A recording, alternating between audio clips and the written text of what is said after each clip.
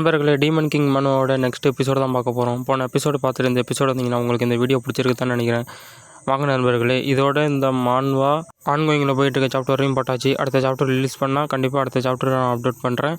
நண்பர்களே, வாங்க வீடியோவில் போகலாம். எப்பா, இது சும்மா ஒரு இலிசன் தான், நம்மளை சுற்றி இலிசன் தான் கிரியேட் பண்ணுறாங்க அப்படின்ட்டு ஒரு பக்கை போய் ஹீரோ கொள்ள போகிறான். அவன் சொல்கிறான், என்னதே இத்தனோண்டு பக்கு தான் இவ்வளோ பெரிய ஆளுங்களை கொண்டு வந்துச்சா அப்படின்னு அந்த வெள்ளை முடி வச்சுருக்கவன் சொல்லிட்டு இருக்கான். நண்பர்களே, அவன் பேர் கீனா பெரிட்டு, நான் வெள்ளை முடி வச்சுருக்கவனே சொல்லிக்கிறேன். ஓகே, அதான் எனக்கு நல்லாயிருக்கு அப்படின்னு சொல்லிட்டு ஹீரோ அதை குத்தி கொள்கிறான். கொன்னதுக்கப்புறம் பெரிய ஒரு வெடிவிபத்து ஏற்படுது. எப்பா தம்பி, இது மக்களுக்கு சின்னஸாக விஷத்தை பரப்பும். மக்கள்லாம் இது விஷம் பரவுதுன்னு கண்டுபிடிக்கிறதுக்கு முன்னாடியே செத்து போயிடுவாங்க. அப்படிப்பட்ட விஷத்தை பரப்புற பூச்சி தான் இது அப்படின்னு ஹீரோ சொல்லிட்டு இருக்கான். எல்லாரும் பயந்து கீழே குமிறாங்க. ஐயோ, என்னது இது இவ்வளோ பெரிய வெடிவிபத்து அப்படின்னு மறந்துட்டு எல்லாரும் கீழே குமிஞ்சு பயந்து உட்காந்துருக்காங்க. ஹீரோ சொல்கிறான், டேய் அந்த எலும்பு கூட சொன்னிச்சில மொத்த பேரரசையுமே அழிக்க போகிறேன்னு, அதுக்கு அடித்தளம் எடுத்துக்கிற மட்டும்தான்டா இது. நம்மளாம் இந்த புனித பேரரசோட அடுத்த வாரிசுடா, அதனால தான் நம்மளை போட்டு தள்ளுறதுக்கு அவன் பிளான் போட்டிருக்கான் அப்படின்னு ஹீரோ சிரிச்சுக்கினே சொல்லிக்கிட்டு இருக்கான். முடிஞ்சா இனிமேல் அவனை என் மேலே கையை வைக்க சொல்லுங்கடா அப்படின்னு ஹீரோ நினைக்கிறான். எல்லாரும் கத்திட்டு சொல்கிறாங்க, இது மட்டும் பூச்சி எங்கெங்க இருக்கோ எல்லாத்தையும் போய் கொள்ளுங்க, அப்படிதான் நான் சொல்கிறத செய்யணும் அப்படின்னு ஹீரோ சொல்லிட்டு இருக்கான். அதெல்லாம் விஷம் நிறைஞ்சது, ஒரு பூச்சியும் விடாதீங்க, எல்லாத்தையும் கொள்ளுங்க அப்படின்னு எல்லாம் போய் சுற்றி எல்லாத்தையும் அடக்கணும். ஹீரோ ஏதோ யோசிச்சுக்கிட்டு இருக்கான். திடீர்னு நிறைய இடத்துல இருந்து ஏதோ கிளம்புற மட்டும் தெரியுது. ஏன்னா இதுக்கு வாய்ப்பே இல்லையே, அப்படின்னா அதை ஒரு வாட்டி கொண்டா நிறையா பரவுமா அப்படின்னு ஹீரோ ஆச்சரியமாக பார்த்துக்கிட்டு இருக்கான். ஹீரோவோட கருப்பன் சொல்கிறான், மாஸ்டர் நான் உங்களுக்கு ரெடியாக சொல்லட்டுமா, இப்போ நீங்கள் பியூரிஃபிகேஷன் மேஜிக்கை பயன்படுத்துனீங்கன்னா அவங்க எல்லாரையும் உங்களை ஒரு சைண்டாமல் ஏற்றுப்பாங்க அப்படின்னு கருப்பன் சொல்கிறான். நீ ஒரு அதிமேதாவே நிரூபிச்சிட்டடா, நீ நம்மளோட தான் நிரூபிச்சிட்டடா அப்படின்னு ஹீரோ சொல்லிட்டு இருக்கான். ஹீரோ அதை நினச்சி சந்தோஷப்பட்டு இருக்கும்போது டக்குன்னு போப்பு அவரோட மந்திரக்குள்ள எடுத்து ரேங்க் 9 ஹோலி மேஜிக் அப்படின்னு ஒரு மேஜிக்கை பயன்படுத்துகிறாரு. டக்குன்னு அந்த மேஜிக்கை போட்டதுக்கப்புறம் சொல்கிறாரு, இந்த மொத்த இடத்தையும் நான் பியூரிஃபிகேஷன் பண்ணிட்டேன். ஹீரோ நினைக்கிறான், அட்டாச்சே எனக்கு வர வேண்டிய வாய்ப்பை இந்த போப்பு எடுத்துகிட்டு போயிட்டானா, இதை பயன்படுத்தி நான் இப்போ நல்லதாவனா காட்டிக்கிட்டு இருந்திருக்கலாம், இப்போ எனக்கு இது வாய்ப்பெல்லாம் போயிட்டு அப்படின்னு ஹீரோ நினச்சிட்டு இருக்கான். இதை பற்றி எதுவும் கவலைப்பட வேண்டியதில்லை, இனிமேல் எந்த ஒரு விஷயமும் பரவாது அப்படின்னு போப்பு எல்லார பார்த்தையும் சொல்லிகிட்டு இருக்காரு. ஹீரோ அந்த போப்பை பார்த்து யோசிக்கிறான், இந்த போப்பு குடும்பத்தை சேர்ந்தவங்க டக்குன்னு யாருக்கும் உதவி செய்ய மாட்டாங்கல்ல, இதில் எதுவும் உள்குத்து இருக்குமோ அப்படின்னு ஹீரோ யோசிச்சுக்கிட்டு இருக்கான். டக்குன்னு பின்னாடி ஏதோ ஒரு சத்தம் கேட்குது. என்னோட அரசனை எதிர்த்து நிற்கிறதுக்கு உனக்கு எவ்வளவு தைரியம், உன்னோட உயிரை நான் எடுக்காம விட மாட்டேன் அப்படின்ட்டு ஒரு உல்ஃப் வந்துகிட்டு இருக்கு, டீமன் உல்ஃபு. ஹீரோவை அட்டாக் பண்ணுறதுக்கு பக்கத்தில் வந்துருச்சு. டக்குன்னு ஹீரோ திரும்பி அவனோட கில்லிங் ஆராவை வெளியிடுறான். அந்த ஆராவை பார்த்தோன்னே, என்னது இது, என்ன இப்படிப்பட்ட பவரா இந்த பவர் அப்படின்னு சொல்லிட்டு அந்த உல்ஃபு தலை தெரிச்சு ஓடுது. ஹீரோ சொல்கிறான், அடாடாடாடா என்ன ஒரு நடிப்பு அப்படின்னு ஹீரோ சொல்லிட்டு அங்கிட்டு போயிட்டுருக்கான். நீங்கள் சொன்ன மட்டுமே எல்லாத்தையும் நாங்கள் அழிச்சிட்டோம் அப்படின்னு சொல்லிட்டு ஹீரோவை பார்த்து ஆச்சரியமாக பார்த்துக்கிட்டு இருக்கான். ஆச்சரியமாக பார்க்குறதோட ஹீரோ பண்ணதை பார்த்து உறைஞ்சி போயிட்டான். என்னது, எந்த ஒரு சக்தியுமே பயன்படுத்தாமல் ஒரு டீமன் உல்ஃபையே திரும்பி அனுப்பிச்சிட்டானோ, என்னால் இதை நம்பவே முடியல அப்படின்னு கடுப்பாகிறான். அவன் சொல்கிறான், அப்படியே இது கண்டிப்பாக சாத்தியமே கிடையாது, போப்பு ஒண்டியுமே பயன்படுத்துகிற துல்லியமான கலையில் எதுவும் ஒன்று, இவனால் எப்படி இதை செய்ய முடிஞ்சு அப்படின்னு கடுப்பில் ஹீரோவை பார்த்துக்கிட்டு இருக்கான். ஹீரோ கொட்டாயை விட்டு, ஏப்பா ஒரு வழியாக வேலை முடிஞ்சு நம்ம கிளம்பும் அப்படின்ட்டு ஹீரோ போயிட்டுருக்கான். உங்களுக்கு தெரியுமா, அந்த எலும்பூடு ராஜா மறந்துட்டு போய் திரும்பி வந்துட்டானா, வந்து இந்த மொத்த ராஜ்யத்தையும் அழிக்க போகிறேன்னு சொல்லிக்கிட்டு இருந்தானா அப்படின்னு தான் சொல்லிட்டு இருக்கான். அதெல்லாம் இல்லை, அந்த எலும்பூடு ராஜா மறந்துருப்பி வந்தான் தான், ஆனால் அவனை மறந்துருப்பியும் அடித்து வெட்டி விட்டாங்களாம், மறந்துருப்பியும் தோத்துட்டு ஓட்டானா அப்படின்னு இன்னொருத்த சொல்லிகிட்டு இருக்கான். அந்த போப் சொல்லிகிட்டு இருக்காரு, புனித நீர் கொண்டு வந்தாங்களே அந்த மெஷனரிஸ் எல்லாம் வச்சு நாங்கள் விசாரிச்சுக்கிட்டு இருக்கோம், அங்கே தான் ஏதோ தப்பு நடந்திருக்கு, இல்லைனா எலும்புக்கூடு ராஜாவில் எப்படி இதில் வர முடியும், அது கொண்டு வந்ததில் தான் ஏதோ மிஸ்டேக் ஏற்பட்டிருக்கு அப்படின்னு பேசிக்கிட்டு இருக்காங்க. அப்படின்னா மெஷனரிக்குள்ளேயே பெரிய பிரச்சனை போயிட்டுருக்கா? ஆமாம், அது பெரிய பிரச்சனை தான். ஆனால் ஹோலி ட்ராகன் என்ன பண்ணிகிட்ருக்கு, ஹோலி ட்ராகனோட பேரியர் எதுவும் குறைஞ்சிருச்சா, இல்லைனா ஹோலி ட்ராகனுக்கு எதுவும் ஆயிடுச்சா அப்படின்னு கேட்டுக்கிட்டு இருக்காங்க. இல்லை, ஹோலி ட்ராகனுக்கு கொஞ்சம் பிரச்சனை இருக்குது, ஹோலி ட்ராகனோட பேரியர் கொஞ்சம் வீக்காக தான் இருக்குது, அதனால தான் இவ்வளோ பிரச்சனை நடந்துச்சு நான் நினைக்கிறேன் அப்படின்னு பேசிகிட்டு இருக்காங்க. அங்கே முடிஞ்சு அடுத்து ஈஸ்வா மென்ஷனில் காட்டுறாங்க. அப்படின்னா டீமன்லாம் உள்ளே வந்தோடனே ஹோலி பேரியர் ரொம்ப வீக் ஆகிடுச்சு, ஹோலி ட்ராகன் எகிப்திய குடும்பத்தை சேர்ந்ததுனால போப்புங்களுக்கு இதுக்கு எந்த சம்மந்தமும் கிடையாது, அதனால் அவங்க இதில் தலையிட மாட்டாங்க அப்படின்னு ஹீரோ எல்லாட்டையும் பேசிகிட்டு இருக்கான். ஹீரோட மாமா சொல்கிறான், ஐயோ என் மருமகனை பாருங்கப்பா, இப்போ தான் வளர்ந்தான், அதுக்குள்ளேயும் எவ்வளோ நல்லா பேச ஆரம்பிச்சிட்டான் அப்படின்னு ஹீரோட மாமா ரொம்ப ஆச்சரியமாக பார்த்து பேசிக்கிட்டு இருக்காரு ஹீரோவை பார்த்து. ஹீரோ எல்லாட்டையும் சொல்லிகிட்டு இருக்கும்போதே ஹீரோ அந்த கேஎல் ட்ராகன் சொல்கிறான், ஆஹா ரொம்ப வாழ்த்துக்கள் என்னோடய மருமகனுக்கு அப்படின்னு சொல்கிறான். ஹீரோ நினைக்கிறான், இவன் உண்மையிலே நம்மளை பாராட்டுறானா அப்படின்னு ஹீரோ பார்த்துக்கிட்டு இருக்கான். ஆஹா ஐஸுக்கு இப்போ நல்லா பேச ஆரம்பிச்சிட்டான். இப்போ எலும்புக்கூடு ராஜாவோட சாபம் இருக்க அந்த கடிதத்தை கூட ஐசக்கால் படிக்க முடியும். என்னோட மருமகன், ஐயோ அவனை வார்த்தைகளால் இல்லைன்னா பாராட்டவே முடியல அப்படின்னு ஹீரோட மாமா பேசிகிட்டு இருக்கான்.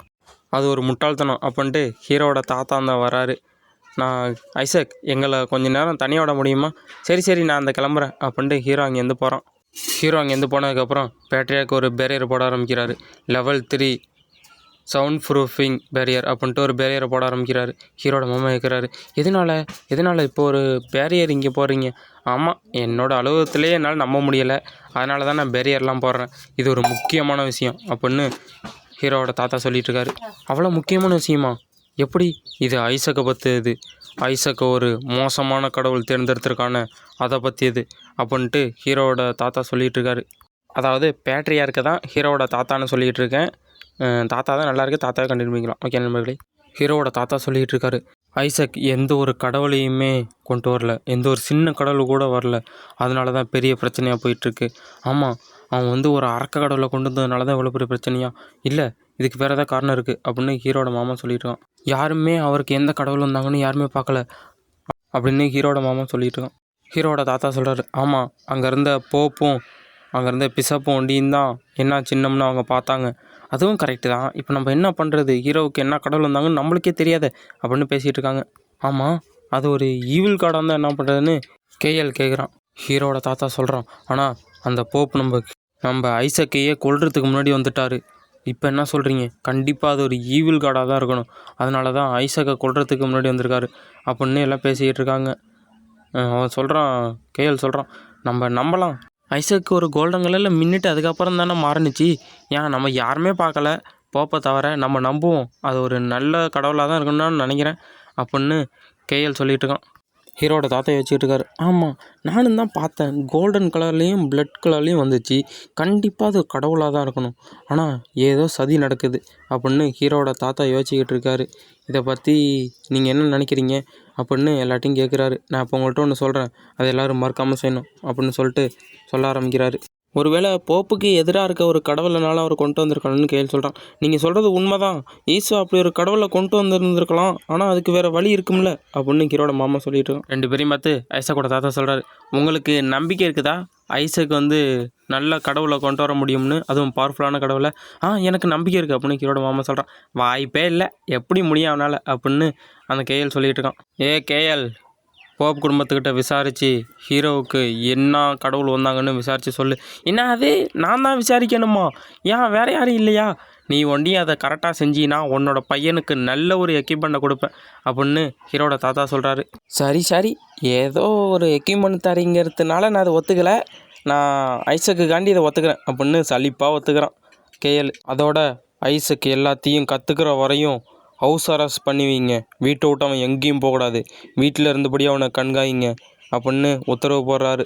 ஹீரோட தாத்தா கேள் மேலே கை வச்சுட்டு சொல்கிறாரு, இந்த பிரச்சனையை நம்ம ஐசக்கை ஒழுங்காக நம்ம கவனித்து முடிச்சிட்டோம்னா நல்லாயிருக்கும், இல்லைன்னா அவன் ஒரு டார்க் ப்ரீஸ்டாக மாறிட்டானா என்ன பண்ணுறது அப்படின்னு கேட்குறாரு. அவன் ஒன்றையும் ஒரு டார்க் ப்ரீஸ்டாக மாறிட்டானா நம்மளுக்கு ஒரு பெரிய பிரச்சனையை சந்திக்க வேண்டியதாக இருக்கும். என்னது டார்க் ப்ரீஸ்டா அப்படின்னு சொல்லிட்டு ஈசோட தாத்தா சொல்கிறாரு. அவன் ஒன்றையும் ஒரு டார்க் ஸ்பிரிட்டாக மாறிட்டான்னா நம்ம கண்டிப்பாக கைது பண்ணப்படுவோம். உன்னோட மகன் ஹரியும் கூட தான் கைது செய்யப்படுவான். நம்ம எல்லோரும் துரோகின்னு முத்திரை குத்தி நம்ம குடும்பத்தையே மொத்தமாக ஜெயிலில் அடைச்சிருவாங்க அப்படின்னு ஈசோட தாத்தா சொல்லிட்டு இருக்காரு. எப்படி இருந்தாலும் சரி, ஈஸ்வாவுக்கு எந்த கடவுள் வந்தாங்கன்னு நம்ம கண்டுபிடிச்சே ஆகணும். நம்ம இதை ஒண்டியும் தப்பாக பண்ணிட்டோம்னா பெரிய பிரச்சனையில் முடியும். இதை தான் நம்ம ஃபஸ்ட்டு எடுத்து நடத்தணும் அப்படின்னு ஹீரோட தாத்தா சொல்கிறாரு. ஹீரோட மாமா ஹீரோ பார்த்து சொல்லிட்டு, இங்கே பார்த்தியா என்னோடய மருமகன் இப்போ அடுத்து அவனோட பயிற்சிக்கு போக போகிறான் இன்னும் கொஞ்சம் நாளில் அப்படின்னு ஹீரோவை பார்த்து ஹீரோட மாமா சொல்லிட்டு இருக்கான். ஐயோ, உங்கள்கிட்ட சொல்லவா முடியும், பேட்டரியாக்க போட்டு எங்களை புழிஞ்சு எடுத்துட்டாருன்னு, அதெல்லாம் முடிஞ்சு போன கதை அப்படின்ட்டு ஹீரோ நினைக்கிறான். அட்டச்சை, இவங்களோட போயிட்டு நான் அந்த இராணுவத்தில் சேர்ந்து அவங்களுக்கு கீழே அவங்களுக்கு உதவி செய்யணுமா அப்படின்னு ஹீரோ கடுப்பாகிட்டு இருக்கான். அப்படின்னு நினைக்கிறான். எனக்கு ஆச்சரியமாக இருக்குது அகாடமி போகிறதுக்கு. அவன்கிட்ட சொல்லிகிட்டு இருக்காங்க, நீங்கள் அகாடமிக்கு போயிட்டீங்கன்னா அங்கே பயிற்சி எடுக்கும்போது உங்களோட சீனியர்ஸுக்கு நீங்கள் சேர்ந்து தான் பயிற்சி எடுக்கிற மட்டும் இருக்கும் அப்படின்னு சொல்லிகிட்டு இருக்காங்க. நீ போயிட்டு அங்கே அகாடமியில் சேர்ந்து எல்லாத்தையும் கற்றுக்கிறதுக்கு ஆர்வமாக இருக்கியா அப்படின்னு ஹீரோவை பார்த்து ஹீரோட மாமா கேட்குறாரு. அதோட நீ எல்லா பயிற்சியும் சேர்ந்து முடிச்சிட்டின்னா உனக்கு ஒரு காடோட கான்டாக்ட் போடுற மட்டும் உனக்கு ஒரு வாய்ப்பு கிடைக்கும் அப்படின்னு ஹீரோவை பார்த்து ஹீரோ அம்மா சொல்கிறாரு. இதெல்லாம் ஓகே, எனக்கு இன்னும் கொஞ்சம் டவுட் இருக்குது அப்படின்னு ஹீரோ சொல்கிறான். ஆமாம் ஐசக், அந்த டீமன் காடோட ஜென்ரல்லாம் இருக்காங்கள்ல அவங்கெல்லாம் ஒரு ரிச்சுவலில் பலி கொடுக்க போகிறதா சொல்லிகிட்டு இருக்காங்க. அந்த ரிச்சுவல் நினச்சி நீ எதுவும் சந்தோஷமாக இருக்கியா? ஆமாம் ஆமாம், அந்த டீமன் காடோட நைட்லாம் இருக்காங்கள்ல அவங்கள பலி கொடுக்குற ரிச்சுவலுக்கு நான் ரொம்ப ஆர்வமாக இருக்கேன் அப்படின்னு ஹீரோ சொல்கிறான். ஐசக், நீ சொன்னது கேட்டு உன்னோட மாமா எனக்கு ரொம்ப பெருமையாக இருக்குது, ரொம்ப நல்ல வார்த்தையெல்லாம் சொல்லிகிட்டு இருக்க அப்படின்னு ஹீரோ பார்த்து ஹீரோ மாமா சொல்கிறாரு. டே நான் சும்மா ஒட்டிட்டு அதே நம்புறியாடா அப்படின்னு ஹீரோ நினச்சிட்டு இருக்கான். சரி இப்போ அந்த சடங்கில் என்னென்ன பண்ணுவாங்கன்னு நான் உனக்கு சொல்கிறேன், அது அந்த சடங்கை பற்றி ஓகேவா? சரி சொல்லுங்கள் அப்படின்னு ஹீரோ சொல்கிறான். டீமன் அந்த ரிச்சுவலில் வந்து சாக்ரிஃபைஸாக கொடுப்பாங்க. அந்த ரிச்சுவலுக்கு நிறையா மக்கள் வருவாங்க, ஏராளமான மக்கள் நிறைய பேர் கூடி வருவாங்க. அந்த ரிச்சுவல் பண்ணும்போது கடல் மேலே நம்பிக்கை இருக்க ஏராளமான மக்கள் ஒரே இடத்துல கூடுறதுனால அது ஒரு பண்டிகை மட்டுமே காட்சியளிக்கும். அதுதான் அந்த டீமன்களில் வந்து நம்ம ஒரு ரிச்சுவலாக நடத்தி பலி கொடுக்கறது தான் இது அப்படின்னு ஹீரோட மாமா சொல்லி முடிக்கிறாரு. எனக்கு இந்த ரிச்சுவலை பார்த்து ஒரு டவுட்டு இருக்குது அப்படின்னு ஹீரோ சொல்கிறான். என்ன டவுட்டு? எதனால எல்லா டீமனையும் ஒரே வாட்டியே சாக்ரிஃபைஸன் பண்ணுறாங்க அப்படின்னு ஹீரோ கேட்குறான். அது என்னென்னா அங்கே பெரிய ஃபெஸ்டிவல் மட்டும் நடக்கும். ஐயோ போதியா நிறுத்தியா மறுதிருப்பியும் பஸ்ஸில் இருந்தான். அதெல்லாம் இல்லை, அந்த ஃபெஸ்டிவல் பார்க்குறதுக்கு பெரிய கோலாகலமாக இருக்கும். சரி விட்டுறியா அப்படின்ட்டு ஹீரோ கடந்து கதறிக்கிட்டு இருக்கான். சரி அப்படின்னா அங்கே டெமி கார்டுலாம் நிறைய பேர் வருவாங்க தானே, அதோட ஃபேரிஸு சின்ன கடவுள்கள்லாம் நிறைய பேர் வருவாங்க தானே, கரெக்டு தானே அப்படின்னு ஹீரோ கேட்குறான். நான் என்னோட லிட்டில் ஐசக், நீ ஒன்றையும் தனியாகவே மொத்த டீமனையும் போட்டு தரலான்னு முடிவு பண்ணிட்டியோ? ஆமாம், அதுவும் ஒரு நல்லது தான். ஆனால் நீ உன்னோட குரூப்பில் சேர்ந்து செஞ்சிங்கன்னா கண்டிப்பாக உங்களுக்கு நிறையா பாயிண்ட் கிடைக்கும். எந்த குரூப்பில் இருக்கவங்களுக்கு நிறையா பாயிண்ட் கிடைக்கிதோ அவங்களுக்கு ஸ்கெல்டன் கிங்கோட சபார்டினேட்டையே அடி பண்ணி வச்சுட்டாங்கங்கிற ஒரு டைட்டில் கிடைக்கும் அப்படின்னு ஹீரோட மாமா சொல்லிட்டு இருக்கான். உங்களால் முடிஞ்சதை செய்யுங்க ஹரி. கண்டிப்பாப்பா, நான் கண்டிப்பாக என்னால் முடிஞ்சதை செய்கிறேன். என்னது டீமா? அடடே, டீமாக சேர்ந்து இதில் செய்யணுமாடா? அடச்சை, பெரிய குண்டை தூக்கி போட்டாங்களே தலையில் அப்படின்னு ஹீரோ நினச்சிக்கிட்டு இருக்கான். ஐசக், நீ நிறையா பாயிண்ட் எடுத்து நீ விரும்பினதை அடையிறதுக்கு உன்னோட மாமா உனக்கு வாழ்த்துக்கள் தெரிவிக்கிறேன் அப்படின்ட்டு ஹீரோட மாமா ஹீரோட்ட சொல்லிகிட்டு இருக்கான். கவலைப்படாதீங்க மாமா, என்னோடய பெஸ்ட்டை கொடுத்து கண்டிப்பாக நான் இதில் ஜெயிப்பேன். எலும்புக்கூடு ராஜாவுக்கு அடிப்பணிஞ்ச அந்த டெய்மன்கள் எல்லாத்தையும் காப்பாற்றிட்டு அங்கே வரவங்க எல்லாரையும் போட்டு தள்ளிட்டு அவங்க எல்லாம் ரிலீஸ் பண்ணி வரேன் அப்படின்னு ஹீரோ ஒரு வில்லத்தனமான பிளானை போட்டுக்கிட்டு இருக்கான். ஹீரோட மாமா யோசிக்கிறான், இது மட்டும் ஒரு நல்ல பையன் வருங்காலத்தில் எப்படி ஒரு டார்க் ஸ்பிரிட்டாக மாறுறதுக்கு வாய்ப்பே இல்லை அப்படின்னு ஹீரோட மாமா யோசிச்சுக்கிட்டு இருக்கான். கேஎல், ஐசக், நீ அந்த விழாவில் கலந்துக்கிட்டீல, அந்த ரிச்சுவல் இப்போ உனக்கு எதுவும் கடவுள்லாம் வந்தாங்களா? அந்த கடவுளை பற்றி உனக்கு தெரியுமா அப்படின்னு கேஎல் ஈசோவை பார்த்து கேட்குறான். 2 பேருமே திரும்பி பார்க்குறாங்க. என்னது கடவுளா? எனக்கு அப்படி யாரும் வந்த மாட்டேன் தெரியலையே அப்படின்னு ஹீரோ யோசிச்சுக்கிட்டு இருக்கான். எனக்கு இது ஒரு விரும்பத்தகாத சிம்பிள் மட்டும் தெரிஞ்சு, அப்படி எதுவும் கடவுள் வந்த மட்டும் எனக்கு ஞாபகம் இல்லை. ஆனால் அது என்னை தூக்கி வெளில எறிகிற மட்டும் இருந்துச்சு அப்படின்னு ஹீரோ சொல்லிகிட்டு இருக்கான். இங்கே பாருங்கள், கண்டிப்பாக நான் டெஸ்ட்ராய் பண்ணிடுவேன் அப்படின்னு சொன்ன மட்டும் இருந்துச்சுன்னு ஹீரோ சொல்லிகிட்டு இருக்கான். அவன் கையில் நினைக்கிறான், ஐயோ கண்டிப்பாக அது ஈவில் கார்டாக தான் இருக்க முடியும், போட்டு விட்டாயா முடிச்சு விட்டாயா அப்படின்னு எல்லாம் நினச்சிக்கிட்டு இருக்காங்க. ஆமாம், சில கடவுளுக்கு மோசமான சிம்பிளாக இருக்கும். ஆமாம், அது வந்து நம்ம நம்புறதை பொறுத்து தான் இருக்குது அந்த கடவுள்லாம். எனக்கு இதை பற்றிலாம் எந்த கவலையும் இல்லை அப்படின்னு ஹீரோ சொல்கிறான். என்னால் நம்ப முடியும், கண்டிப்பாக நான் தான்டா ஜெயிப்பேன் அப்படின்னு ஹீரோ நினச்சிட்டு இருக்கான். ஐசக், உங்களை பார்க்குறதுக்கு கோல்டு கார்டினல்னு யாரோ ஒரு பையன் வந்து வெயிட் பண்ணிகிட்டு இருக்கான்.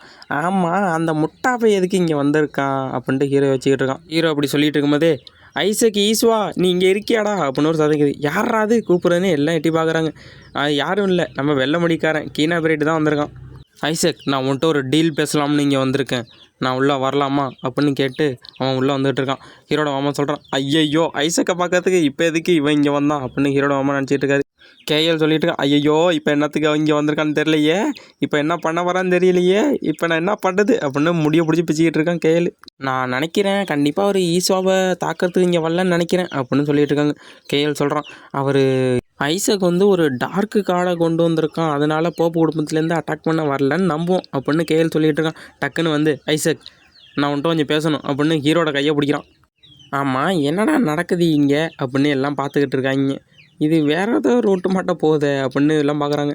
நான் நினச்சேன் நீங்கள் எதுக்குமே உபயோகப்பட மாட்டீங்க, நீங்கள் வந்து வேஸ்ட்டு அப்படின்னு நினச்சிக்கிட்டு இருந்தேன். ஆனால் எனக்கு அப்புறம் தான் தெரிஞ்சு அப்படின்னு அவன் சொல்லிகிட்டு இருக்கான். என்ன மாஸ்டர் அவன் உன்னை கலாய்க்கிறதுக்குனே வந்திருக்காமல அப்படின்னு கருப்பு சொல்லிகிட்டு இருக்கு. ஹீரோ நினைக்கிறேன், டே என்ன என்னோட சண்டை பார்த்துக்குனே வந்திருக்கியாடா, அவனை இப்போயே முடிச்சதில்லை வேண்டாம் அப்படின்னு சொல்லிடுறதுக்கு முன்னாடியே, ஆனால் எனக்கு போக தான் தெரிஞ்சு நீங்கள் அந்த ரிச்சுவலில் உங்களோட மொத்த சக்தியும் காட்டினீங்க, அதனால நான் உங்களை பார்த்து ரொம்ப இம்ப்ரெஸ் ஆகிட்டேன். 10 வருஷமாக வெளில வராதனால உங்களுக்கு எந்த சத்தியம் இல்லைன்னு நினச்சிக்கிட்டு இருந்தேன், ஆனால் உங்களோட சத்தியெல்லாம் சேர்த்து வச்சுருந்துருக்கீங்க, அதனால் நான் உங்களுக்கு ஒரு ரிக்வஸ்ட்டு கொண்டு வந்திருக்கேன் அப்படின்னு சொல்லிகிட்டு இருக்கான். கருப்பு சொல்லுது, மாஸ்டர் என்ன மாஸ்டர் அவனுக்கு எதுவும் பைத்தியம் பிடிச்சி விற்றா அவங்கள்ட்ட வந்து பேசிகிட்டு இருக்கான் அப்படின்னு சொல்லிகிட்டு இருக்கு. நான் எங்கள் தாத்தாவுக்கு கீழே என்னோட சேர்ந்து பயிற்சி எடுக்கிறதுக்கு நீங்கள் தயாராக இருக்கீங்களா, நம்ம ஒரு கான்ட்ராக்ட் போட்டுக்கலாம் அப்படின்னு ஹீரோ பார்த்து அவன் கேட்குறான். என்னோட கையை பிடிச்சிக்கங்க, நம்ம ஒன்றா சேர்ந்து இந்த புனித பேரரசை வழி நடத்துவோம், நம்மளோட சக்தியை ஒன்று சேர்த்து எலும்புகுடு ராஜாவோட சபார்டினேட்டை பழி கொடுக்குறாங்கல்ல அந்த இடத்துல நம்ம தான் முன்னிலை இருப்போம் அப்படின்னு அவன் சொல்கிறான்.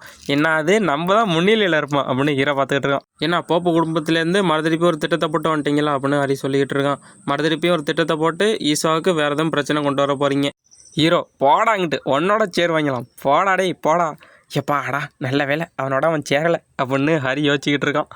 ஆமாம் இப்போ என்ன சொன்னீங்க, டேய் உன்னை மட்டும் என்னை ஒரு எல்லாருக்கும் சொல்லி கொடுத்துட்டு பைத்தியக்கார மட்டும் தெரிய சொல்லியாடா அப்படின்னு ஹீரோ கேட்குறான். ஹரி சொல்கிறான், அவன் அதுக்கெல்லாம் ஒத்துக்க மாட்டான் தான், ஆனால் ஒரு பைத்தியக்காரன் எந்த நேரத்தில் என்ன செய்வான்னு அவனுக்கே தெரியாது அப்படின்னு ஹரி சொல்லிக்கிட்டு இருக்கான். நீங்கள் அப்படிலாம் சொல்லக்கூடாது, நீங்கள் ட்ரைனிங்க்கு போகிறதோட என்னோட இந்த டீச்சராக வந்தீங்கன்னா கண்டிப்பாக உங்களுக்கு நீங்கள் என்ன ட்ரைனிங்கில் எடுத்து வரீங்களோ அதோட பெரிய கவனிப்பாங்க உங்களுக்கு அப்படின்னு அந்த மஞ்சள் முடி வச்சவன் சொல்லிகிட்டு இருக்கான். கவனிப்பு உங்கள் கவனிப்பு எவனுக்கடா வேணும், போங்கடா டே போடா ஒழுங்கு மொழியே போயிடுறா அப்புறம் அடிச்சு விட போகிறேன் அப்படின்னு ஹீரோ சொல்லிகிட்டு இருக்கான். உண்மையிலே ஏதாச்சும் நீங்கள் எடுத்துகிட்டு போகணுன்னு நினச்சிங்கன்னா அந்த உட்காந்துருக்க பார்த்தீங்களா அதை தூக்கிட்டு போங்க. என்னது என்ன சொல்கிறியா, நான் என்னடா பண்ணேன், என்னதுக்கடா சொல்கிறேன், அவனை திட்டு போங்க, அவன் வேஸ்ட்டாக தான் இருக்கான் அப்படின்னு ஹீரோ சொல்லிகிட்டு இருக்கான். அவன் ஒன்றை மாட்டாலாம் கிடையாது, அவன் கொஞ்சம் வேறு மாதிரி, அது உண்மை தான், அவன் என்ன மாட்டால் கிடையாது தான், ஆனாலும் அவனை கொண்டு போகலாம். அடே என்னை பற்றி என்னடா பேசிக்கிட்டு இருக்கீங்க நீங்கள், நானும் கொஞ்சம் பவர்ஃபுல்லான வந்தேன்டா அப்படின்னு ஹரி வச்சுக்கிட்டு இருக்கான். உங்களோட சக்தி எனக்கு நல்லாவே தெரியும், நீங்கள் ரொம்ப சக்தி வாய்ந்தது தான், ஒரு வளர்ந்த போப்பு இருக்கார்ல அவர் அளவு உங்களுக்கு சக்தி இருக்குது அப்படின்னு அவன் பேசியிருக்கான். கருப்பன் சொல்கிறான், மாஸ்டர் நீங்கள் அந்த ஒரு டீமன் பீஸ்ட்டை ஒரு பார்வையிலே விரட்டி விட்டீங்களே அதை அவன் பார்த்துட்டான் போல, அதனால தான் அவன் இப்படி சொல்லிகிட்டு இருக்கான் அப்படின்னு கருப்பன் சொல்லிகிட்டு இருக்கான். அடாச்சே இந்த பைத்தியக்காரன் அந்த டெக்னிக்கை என்கிட்ட எப்படியாச்சும் கற்றுக்கிறது தான் இப்படி அடிபட்டுக்கிட்டு இருக்கானே, அட பைத்தியக்காரா அப்படின்னு ஹீரோ நினச்சிக்கிட்டு இருக்கான். எப்பா மறுதிருப்பியும் நான் அதுக்குள்ளே இறங்கலான்னா விரும்பலப்பா, என்னை மறுதிருப்பியும் தூக்கி எறிகிறதுக்கா, என்னை ஏதாச்சும் தூக்கி பிடிக்கிறதுக்கா அப்படின்னு ஹீரோ சொல்லிட்டு போயிட்டுருக்கான். என்னது என் தாத்தா அருவருப்பானவர் உங்களை தூக்கி எறிகிறதுக்கு ஆசைப்பட்டாரா, அது எனக்கு தெரியாதே அப்படின்னு அவன் நினச்சிக்கிட்டு இருக்கான். டேய் உன் தாத்தாவை நான் சும்மா இந்த பக்கத்தால் வெட்டி அந்த பக்கத்தால் எடுக்கிறதுக்கு தாண்டா ஆசைப்பட்றேன் அப்படின்னு சொல்ல வரத்துக்குள்ளேயும் ஹீரோவோட வாயை யாரோ பிடிக்கிறாங்க. அங்கே பேசியிருந்த ஹீரோவை டக்குன்னு பிடிச்சி தூக்கிட்டு இங்கிட்டு யாரை நினைக்கிறாங்க. என்னோட கிராண்ட் சைல்டு கொஞ்சம் பிஸியாக இருக்கான், நீங்கள் கொஞ்சம் போயிட்டு கொஞ்சம் லேட்டாக வந்தீங்கன்னா நல்லாயிருக்கும் அப்படின்னு ஹீரோவோட தாத்தா அதுவும் பேட்ரியாக்கு சொல்லிகிட்டு இருக்காரு. என்ன சொல்கிறீங்க, எதனால அவனை தூக்கிட்டு போய் அங்கே வச்சுருங்க, இவன் ஒரு முட்டா பையன் தான், இவன் எதுக்குமே உபயோகப்பட மாட்டான், இவனை நீங்கள் எதுக்கு தேர்ந்தெடுத்தீங்க, உங்கள் டீமு கண்டிப்பாக தோற்று தான் போயிடும் அப்படின்னு பேட்ரியாக்கு சொல்கிறாரு. நீங்கள் ஒரு பேட்ரியாக்கு நீங்களே இப்படி சொல்கிறீங்களா, எல்லாரும் தலையாட்டுறாங்க, ஆச்சரியமாக பார்த்துக்கிட்டு இருக்கான் அவன். ஐசக் சொல்கிறான், டேய் என்ன இது மட்டும் சொன்னாதீங்கடா, டேய் உங்களோட மொத்த குடும்பத்தையும் அழிக்காம விட மாட்டேன்டா, உங்களோட போப்பு குடும்பம் மொத்தத்தையும் அழிக்காம விட மாட்டேன்டா அப்படின்னு ஹீரோ கத்திக்கிட்டு இருக்கான். நண்பர்களே இதோட இந்த எபிசோட் முடியுது, நெக்ஸ்ட் எபிசோடில் பார்க்கலாம். நெக்ஸ்ட்டு சாப்டர் ரிலீஸ் ஆனால் இனிமேல் அப்லோட் பண்ணுறேன். இதோட இந்த மான்வா ஆன்கோயிங் சீரீஸ் தான். நெக்ஸ்ட்டு சாப்டர் அப்லோட் பண்ண நான் உங்களுக்கு அடுத்தடுத்த சாப்டர் போடுறேன். see you bye. ஆர்கே அனிமில் வர ஷேர் பண்ணுங்கள், கமெண்ட் பண்ணுங்கள், சப்ஸ்கிரைப் பண்ணுங்கள்.